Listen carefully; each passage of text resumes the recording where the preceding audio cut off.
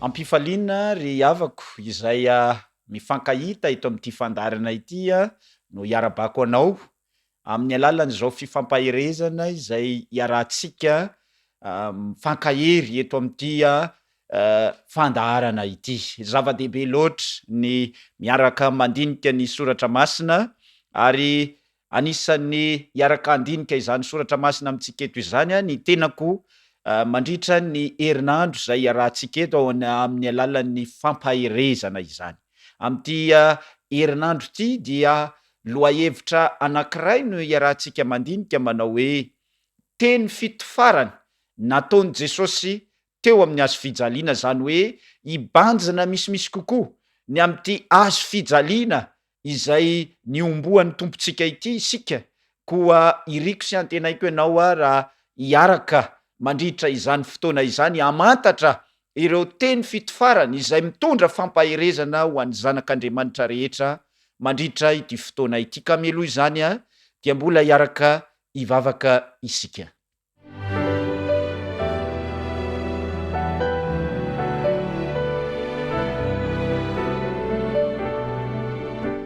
Andriamanitra raha io, misaotra anao izahay satria afaka handinika izany lohahevitra izany mandritra ity herinandro ity.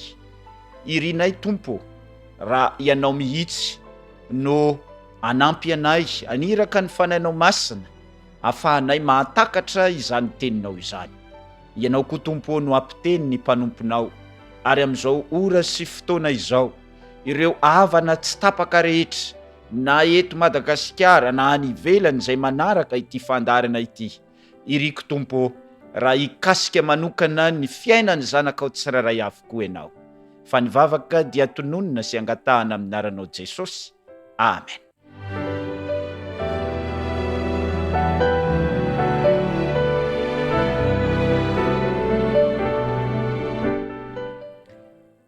Androany isika dia araka ny lohahevitra izay niresahana tamintsika teo, teny fito farany nataon'i Jesosy teo amin'ny hazo fijaliana. Meloha izany nefa dia tiako androany ny hiresaka amintsika hoe inona moa no asehoan'ny hazo fijaliana, inona no asehoan'ity hazo fijaliana izay iarahantsika mahafantatra ity, maneho inona eo amin'ny fiainako sy ny fiainantsika rehetra izany hazo fijaliana izany. Ny zavatra hita rehefa mibanjina mijery ity hazo fijaliana ity isika dia ny zavatra hita indrindra dia izao, hitantsika eo ny fankahalana mafy aseho ny olona n'Andriamanitra tao anatin'io hazo fijaliana io.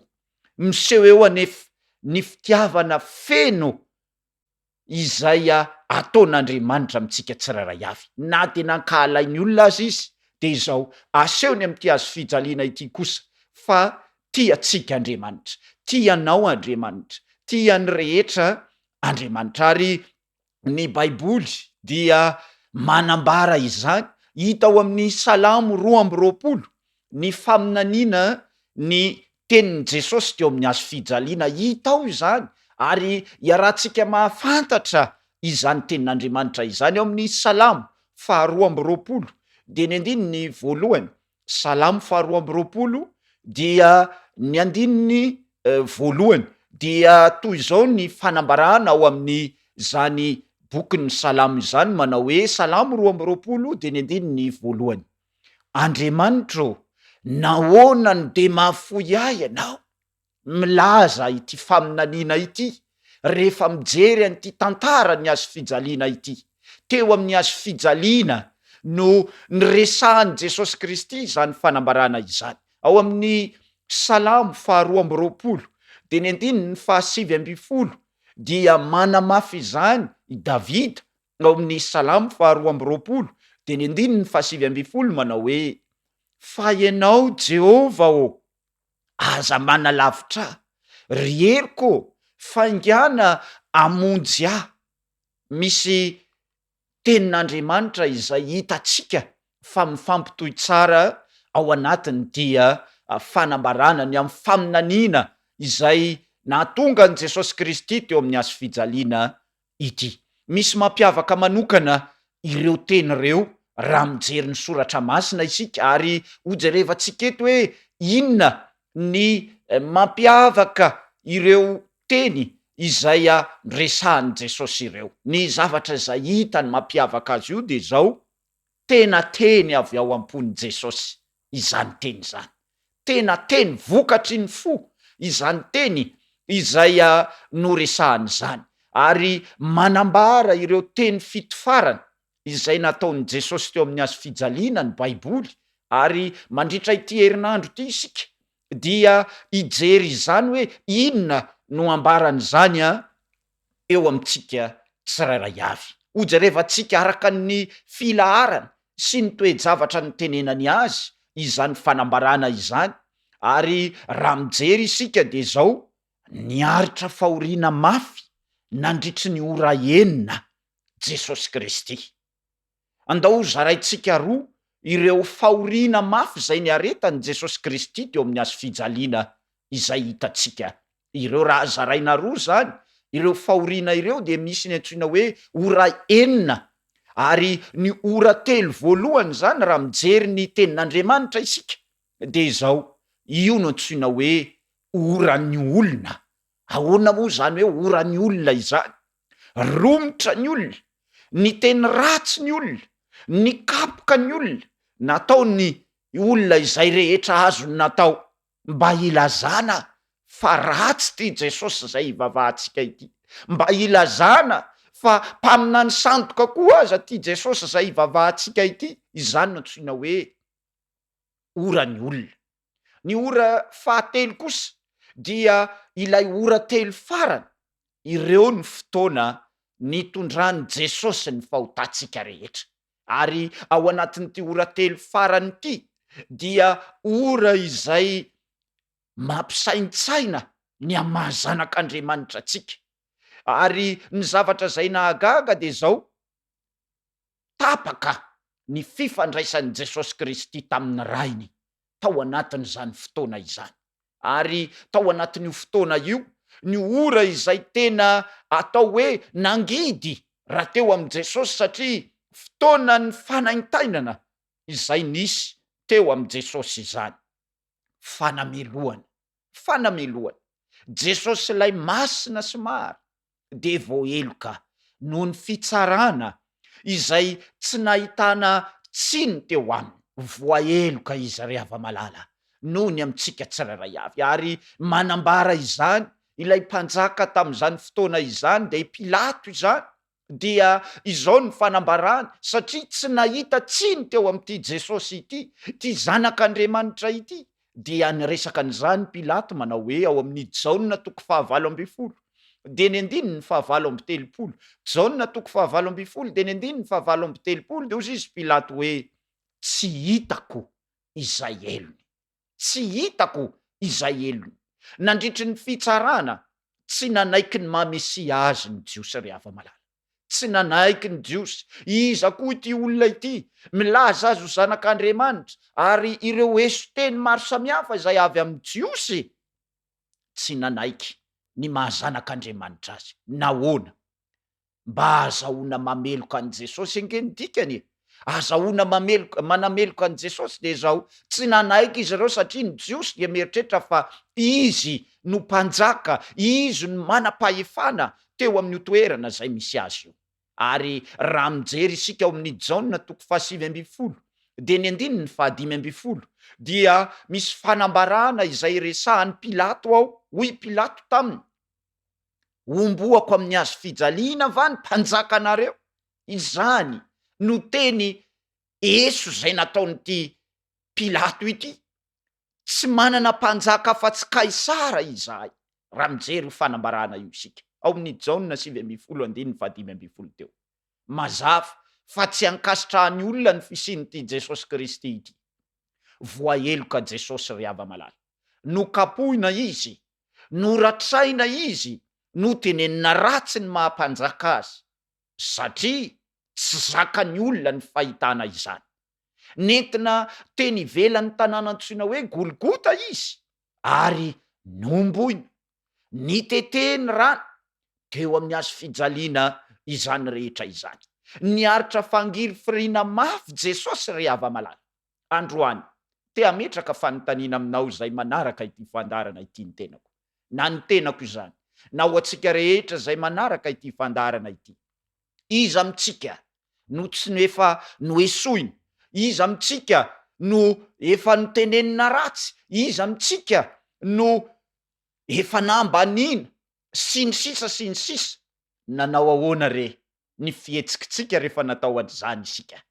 Nanao ahoana ny fihetsika rehefa nambaniny olona ianao? Nanao ahoana ny fihetsika rehefa nisony olona ianao? Fa Jesosy Kristy ry hava-malala, izay mihitsy ny maha Jesosy azy ty. Ahoana, nanahoana ny fihetsika tao anatin'izany toe-javatra izany?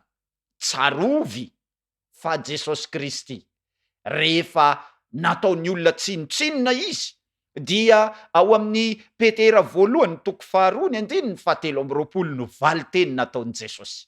Petera 1:2-7 dia izao no fanambarana izay nataony Jesosy. Raha nitevatevaina izy de tsy mba nanevateva, raha nijaly de tsy nandrahona fa nanolotra ny adiny ho amin'ny mpitsara mara. Ry hava-malala, lesona lehibe ho aso ho anao izany androany, lesona goavana izany. Na nesoina Jesosy Kristy, tsy namaly an'izany izy. Na nitevatevaina izy, tsy mba nanevateva, fa firy amitsika re no ny efa nitevatevaina avy hatrany koa dia manao teny hafa am'ireny olona iray. Fa Jesosy Kristy ry hava-malala, tena nanao zay azo atao izy mba hanomezana ohatra amin'ny mahazanak'Andriamanitra azy. Andahosaintsika ny toe-javatra izay niatrehan'ity Jesosy ity, miaritra eo amin'ny hazo fijaliana Jesosy Kristy. Tsy misy fanoherana mivoaka ny vavany, tsy misy fandrahonana avy amin'ny fahavalony. Teo anolohan'ny hazo fijaliana, maneso ny mpisorona ary miresaka ny mpisorona hoe raha ianao ny zanak'Andriamanitra ataovy ny fomba rehetra mba hahatonga anao hiala eo amin'ny hazo fijaliana. Ny zavatra izay nafinaritra n'ity Jesosy ity, tsy mba namaly izany izy. Ary inona ozy izy ianareo? Ny teny izay nataony mpisorona ao amin'ny Marka 5:10, de ny 9:30 sy ny 2:30, Marka 5:10, de ny 9:30 sy ny 2:30 de zao ny nambarany: vonjeo ny tenanao ka midina hiala amin'ny fijaliana, amin'ny hazo fijaliana. Ary toy izany koa ny fanisoan'ireo mpisorona sy ny sisa, niresaka izy ireo, namonjy ny sasany izy, fa ny tenany tsy hainy vonjena. Aoka Kristy, mpanjakan'i Israely, hidina hiala amin'ny hazo fijaliana mba ho hitatsika ka hinotsika. Izany no teny izay fanisona nataon'ireto olona ireto an'ity zanak'Andriamanitra zay tsy nanana tsiny ity. Ny teny ratsy azy izay nandalo teo ao amin'ny Matio 7:20 de ny 7:30 de ozy izy hoe: ary zay nandalo teo de ahoana? Ny teny ratsy azy, sady ny kifikifido izy ireo. Enjana izany raha ianao zay tsy nanao ratsy, tsy nanana ota, tsisy ninona nataonao, nefa avy hatrany de misy miteny ratsy ianao. Inona re mba nataony zanak'Andriamanitra? Inona re no ataony kristianina am'izao andro farany izao? Naneso azy ny miaramila. Ilay iray niara-niantona taminy koa azy, dia naneso azy izany. Mba fantatrareo nefa, androany de ho valitsika ilay teny voalohany nataony Jesosy. Teny voalohany nataony Jesosy rehefa naneso azy ireo olona ireo. Ary izany no lesona izay ho tsoatsika androany. Na de naneso, nanao ny fomba rehetra ireo olona ireo, de izao ny teny nataony Jesosy ao amin'ny Lioka 7:20, ny 4:30 manao hoe: Lioka 7:20, ny 4:30 ozy izy hoe: raha io mamelany elony fa tsy fantany izay ataony. Raha io mamelany elony fa tsy fantany izay ataony.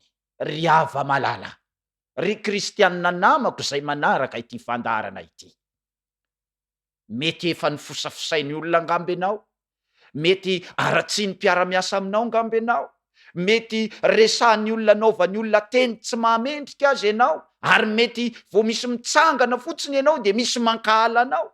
Ny valy tenin'i Jesosy ry hava-malala, raha eo mamela ny elony fa tsy fantany izay ataony, ary irian'Andriamanitra mba ho toetra ho ampotsika koa izany amin'ity androany ity.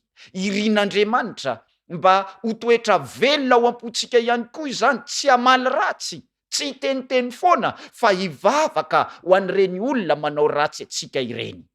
Natao an'ny olona rehetra izany ry hava-malala. Mandra-pikato ny varavara-pahasoavana io teny io, dia natao atsika rehetra izany. Ohatra lehibe ho aso ho anao koa izany ry hava-malala. Mety tapaka ohatra ny tongotrao, tsy azonao mivoaka manao ny asan'Andriamanitra fa izao. Mety simba naretina koa aza angamba ny tananao, fa tavela kosa ny vavanao afaka mivavaka. Mivavaha ho an'ireny namana ireny, mivavaha ho an'ny mpanenjika anao, mivavaha fa Andriamanitra irery ihany no afaka manao ny tsara eo amin'ny fiainantsika tsirairay avy. Nivavaka ho an'ny mpamono azy Jesosy. Zava-dehibe nivavaka fanelan'elanana izay ataontsika ry kristianina malala.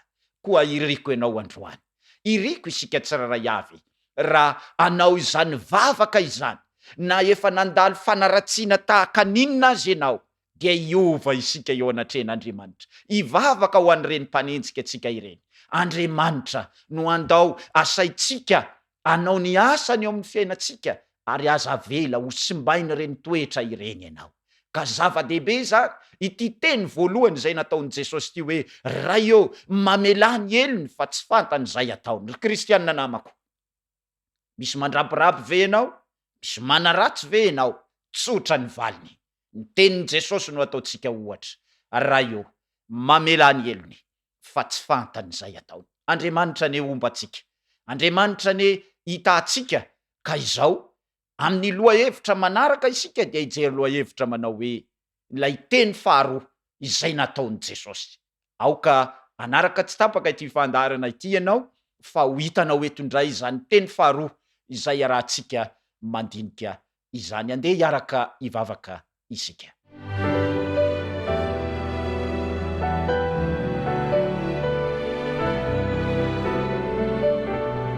Andriamanitra raha io misaotra anao izahay, satria tsapanay loatra ny fiarahanao taminay nandritra ity fotoana ity.